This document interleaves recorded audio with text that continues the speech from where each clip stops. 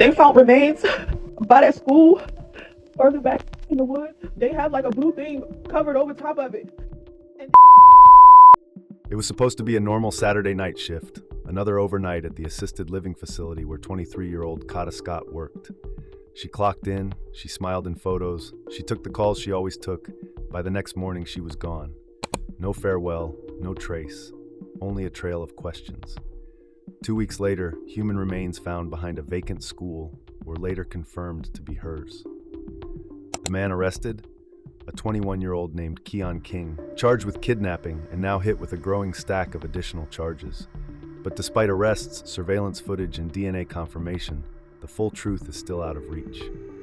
This is the story of Kada Scott. This is Philadelphia, and this is how a life vanished into woods, pixels, and police files. Stay with me, because the moment we think we have answers, a camera angle changes the whole story. Kada Scott, 23, Penn State grad, former pageant participant, a trusted care worker in her community. Last seen leaving work in the Chestnut Hill area on the night of October 4th, 2025. Reported missing by her family on October 5th. 2 weeks later, investigators searching East Germantown say they found human remains in a shallow grave behind an abandoned middle school. Remains later confirmed by DNA to be those of Kada Scott. A suspect was arrested and charged with kidnapping. Additional charges followed as police reviewed surveillance and cell phone data. To understand a missing person case, you need to know the person who vanished. Kada Scott grew up in Philadelphia, a bright and proud Penn State graduate who friends say lit up any room she walked into. She had been involved with pageantry and cheerleading. Photographs show her beaming in a sash, framed by balloons and the easy confidence of youth. She worked nights at an assisted living facility, a job that required patience, calm, and empathy. Family members described Kada as ambitious and sweet, someone who texted regularly, checked in with her parents, and kept plans. On her social media, she posted about small wins, friends' birthdays, and the ordinary routines most of us live by. That ordinariness is important. Missing person cases where someone disappears without flight plans, without a history of leaving, make investigators wary. A person who vanishes from a routine often leaves a clearer trail of where they were, and that trail is what detectives chase. But there were signs, small and easy to miss, that the life she led had friction. Police reported that in the days before her disappearance, Kada had received a series of harassing phone calls. The content of those calls, threats, unwanted advances, or simply repeated anonymous interruptions, is germane. Harassing calls create a context. They don't prove motive or identify a suspect, but they place her in a web of unwanted attention the week she vanished. Her co-workers remembered her as reliable. Residents described her as caring. None expected a night to end like that. We reconstruct missing nights by stitching together timestamps, security footage, clocked shifts, phone pings, and the human memory that is both flawed and crucial. Here's what we can say with reasonable certainty. Oct 4th, evening. Shift and last confirmed sightings. Kada arrived for her overnight shift at the Terrace Assisted Living Facility in Chestnut Hill. Her shift ran through the night. It began at 10 p.m. and usually ended around 6 a.m. At some point during the shift, she left prior to its completion. There is debate in public reporting about the exact minute she left. Police sources say surveillance and staff accounts place her as leaving the facility late that night. Phone records and harassment context. In the days immediately preceding her disappearance, her family and police say she received harassing calls. The pattern, repeated, unwanted contact, may have escalated to an in-person contact that night, but we must be cautious. Repeated calls are a red flag, not a conviction. Surveillance footage and vehicle ties. Investigators later reviewed surveillance footage and cell phone data that placed a suspect's movements around the time Kada vanished. Police say a 2008 black Hyundai Accent, later determined to be stolen, appears in footage and was connected to a suspect who is now charged in related counts.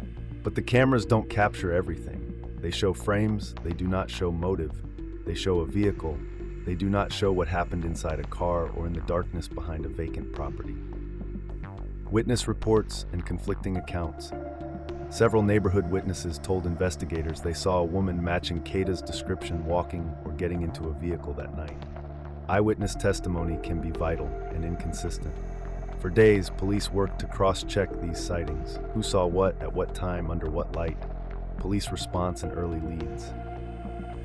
Police began coordinated searches in nearby parks and arboretums. Aubrey Arboretum was canvassed, and they issued a missing person bulletin that circulated on social media. Community-led searches and vigils followed. While extensive searches can produce nothing, they can also produce the most unexpected tip. 2 weeks after that night, following an anonymous tip, officers discovered human remains in a shallow grave behind the long-closed Ada H. Lewis Middle School in East Germantown. A discovery that would shift the case from missing person to a potential homicide investigation. When a young person vanishes, the community becomes both investigator and mourner. Kada's family and friends organized searches, shared missing posters, and held candlelit vigils. Social media amplified pleas. Local leaders issued statements. The Pennsylvania House released a statement acknowledging the tragic discovery and community grief. Local volunteers coordinated grid searches through wooded lots and abandoned properties. Some offered tips to police, others came forward with dash cam or ring camera footage. Police say they received dozens of leads. The challenge then becomes triage. Which leads are credible, which are corroborated, and which are distractions. Within those 2 weeks, there were mounting frustrations. An earlier case involving the suspect had resulted in dropped charges when a witness failed to appear. That history, public and politicized, spawned anger, questions for prosecutors, and a broader conversation about how systems protect or fail to protect victims and their families. What would you do if a history of violence you reported to police was not pursued? Tell us in the comments, but please keep it respectful. The family is watching. On October 15th, 2025, authorities arrested 21-year-old Keon King and charged him with kidnapping in connection to Kada Scott's disappearance. Subsequent investigations and evidence reviews led to a flurry of additional charges: arson, tampering with evidence, unauthorized use of an automobile, and others, as prosecutors tied a stolen Hyundai Accent, surveillance footage, and burnt vehicle remains to the timeline. Public records and court reports indicate King had been previously accused in an alleged strangling and kidnapping in January, charges which were dropped when a victim failed to appear in court. That earlier case now sits at the center of a painful critique. Why were those allegations not advanced, and did that decision contribute to what came next? It's vital here to be precise. An arrest and charges are not the same as a conviction. Prosecutors say they are still reviewing evidence to determine additional charges related to the death. As of the most recent reporting, murder charges were not yet filed, pending confirmation of cause of death and additional forensic findings. So what do we know about the alleged suspect's movements? Investigators say cell phone records and surveillance place King at or near the site where the remains were found. The car linked to the case, stolen from a nearby block, appears in footage. Prosecutors allege the vehicle may have been used to transport remains and later set on fire in an attempt to destroy evidence. This is a crucial junction in the narrative. There is an arrest and forensic leads, yet the legal process is only beginning. That space between arrest and adjudication is where theories multiply and where the truth can get blurred by speculation if we are not vigilant with facts.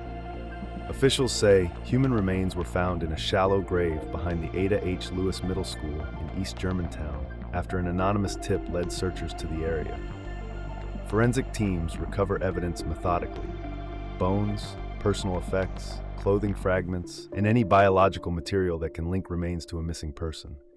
DNA identification is now routine. Investigators compare DNA from the remains to family reference samples.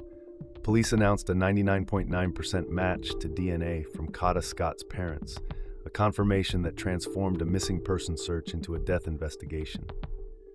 Cause of death and manner, homicide, accidental death, or otherwise, require a medical examiner's report. Until that autopsy is complete and results are made public, prosecutors may delay filing the most serious charges, including homicide. That legal cautiousness is procedural, but it's maddening to families who need answers now. Additional crime scene evidence reportedly included the burned-out vehicle thought to have been used to transport the body. Arson investigators are involved. They analyze accelerants, burn patterns, and timestamps to determine when and how fire was set. When we look at motive, opportunity, and means, all tied to this vehicle and the suspect's location data, patterns emerge. But patterns can mislead. In the next section, we explore the theories that investigators, journalists, and armchair detectives are now parsing. When a death is recent, facts are limited. In that vacuum, theories proliferate. I will lay out the major theories surrounding Kada Scott's death, weigh supporting and contradicting evidence, and clearly mark where speculation begins. Theory A: targeted stalker or harasser becomes violent. Supporting points: harassing phone calls, reports that she left work during her shift, and the manner in which a suspect allegedly followed or tracked her movements. If someone was repeatedly contacting her and then confronted her in person, escalation to violence is tragically common. Contradicting points: direct proof linking the calls to the suspect, such as call records tied to the accused, has not been publicly disclosed. Theory B: opportunistic abduction by someone in the area. Supporting: surveillance footage showing a vehicle, nearby areas with lower foot traffic. The stolen car suggests an opportunistic use of a vehicle rather than premeditated planning with a known victim. Contradicting: cell phone data and witness statements that suggest the suspect had knowledge or contact with Kada, something more than random chance.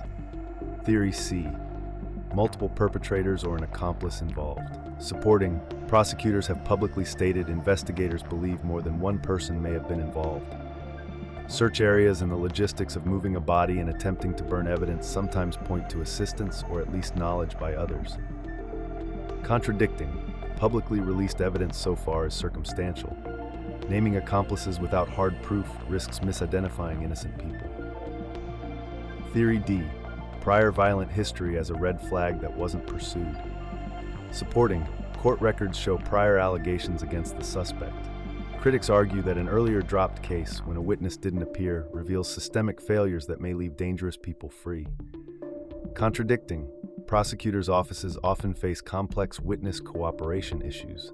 Systemic criticism is valid, but causation is difficult to prove. Which theory is most likely? The evidence publicly available suggests a scenario that combines elements: harassment that may have escalated, a suspect whose prior brushes with the law signal risk, and a vehicle that provided the means to move her. The possibility of accomplices cannot be ruled out. Prosecutors themselves say they are investigating others. If you had one piece of evidence to demand the DA publicly release today, what would it be? Phone records? The exact surveillance frames? The burned vehicle forensic report? Drop one item in the top comment and pin your reason. Let us be unambiguous. Public speculation can produce leads but also harms. Accusations on social media risk ruining lives if they target the wrong person. Investigative work must remain anchored to verifiable facts.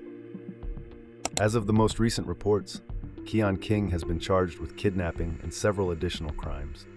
Prosecutors have not yet filed homicide charges pending further forensic confirmation. That gap raises legal questions.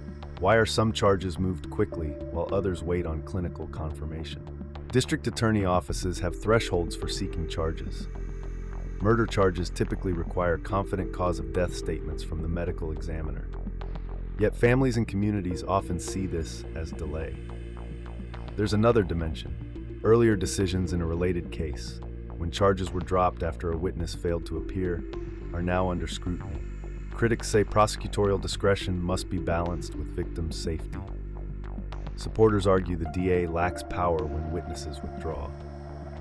Questions to ask the DA's office: can the DA confirm whether phone records have been forensically linked to the suspect? Were search warrants executed for cloud accounts, Ring cameras, and third-party devices in the hours after she was last seen? If accomplices are suspected, what thresholds must be reached to name them publicly? What systemic changes would prevent a similar cascade of events when a prior case loses its witness? This is where we end. Not because answers end, but because the public story pauses while the legal process continues. Kada Scott's remains have been identified by DNA. A suspect sits charged with kidnapping, and faces a widening case of allegations tied to stolen property, arson, and tampering. Yet the full legal reckoning, the why, the how, the motive, remains partly in the dark. For the Scott family, this is not a story where a channel's subscriber count matters.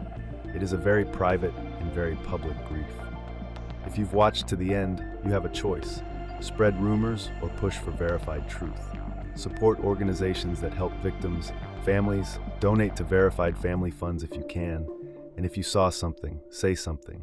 Even the tiniest detail can crack a hard case. If you're moved by this story, like and subscribe, not for voyeurism, but so we can keep these cases visible. Share responsibly. Leave thoughtful comments. What theory do you find most plausible and why?